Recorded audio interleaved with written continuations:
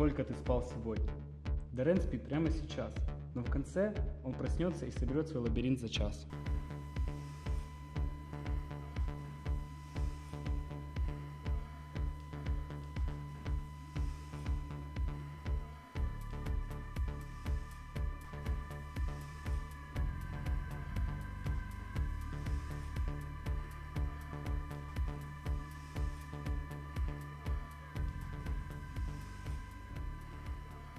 Было задание запроектировать сам лабиринт. Лабиринт при всей своей живучести этого мифа является совокупностью какого-то очень большого количества феноменов.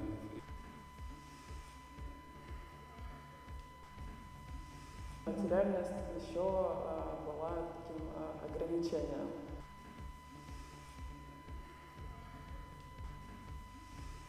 Фидбэк от материала, как он тебя направляет. Создать сначала кирпич, а потом из него строить. Понимание этой природы, каких-то процессов и материалов, собственно, является ключом к пониманию архитектуры. Колонна — это вот как главная идея нового лабиринта. А что, у тебя кирпич тебе выпал, да? Да, у меня модульный материал.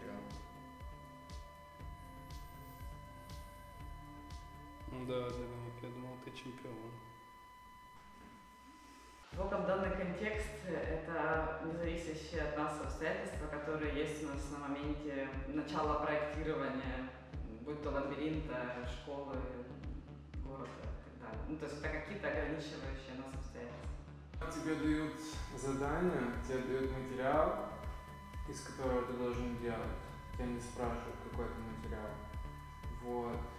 И это Богом данный контекст. Ты не можешь его поменять. Богом данный контекст — это контекст, который озвучил Олег Дроздов, что у каждого есть свой материал, и у каждого есть размер лабиринта, который нужно сделать, и масштаб человека. То, что снизошло, и только при какой-то дипломатии может быть обменено на что-то другое. Меня очень интересовал масштаб нашего лабиринта, потому что мы должны были его сделать размером 1,5 метра в 10 масштабе, и это даже немножко меня пугало. Кто-то расстраивался, какой ему попался Богом данный контекст, и хотел что-то изменить. Я смог изменить Богом данный контекст.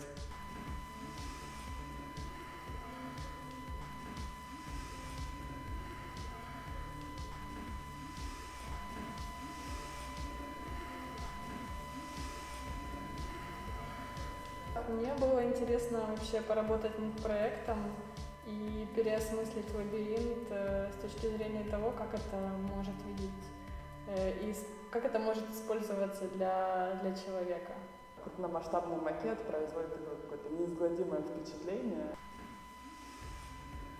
Большое количество дерева, которое нужно было распилить на ленточной пиле, на циркулярных пилах, и это все было нон-стоп в течение недели. Мне надо было сделать очень много колонн, порядка 400 штук.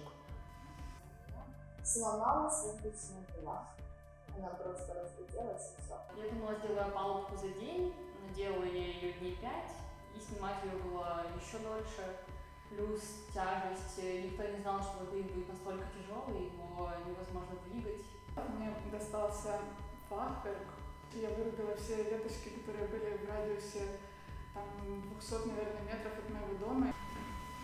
Мы вместе с ребятами ночью работали в мастерских и под песни, не знаю, пели, истеричили, смеялись, плакали, все подряд. И то, что все это было вместе.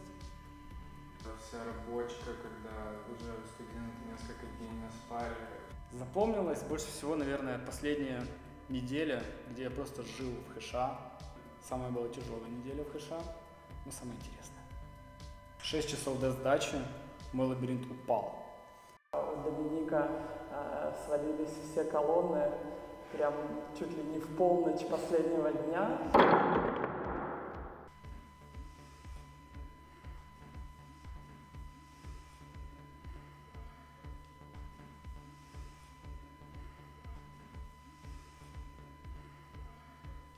те лабиринты, которые я думала, что уже мы их, возможно, и не увидим, они вдруг вырастали за эти последние 2 дня буквально на глазах.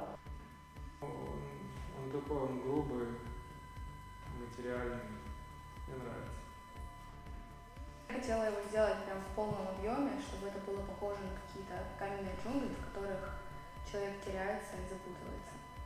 Лабиринт — это такое промежуточное звено, где уже появился человек, появился конкретный масштаб, появилась конструкция, которую диктовал сам материал, и уже от этой конструктивной логики выстраивалось все пространство самого лабиринта.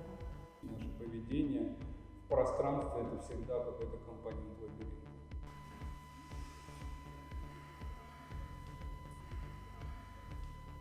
Сама суть архитектуры, она вот нам появилась в этом проекте.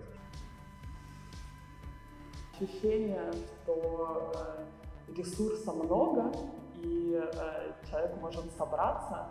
Мне кажется, что это такой важный опыт, который очень сильно пригодится в будущем.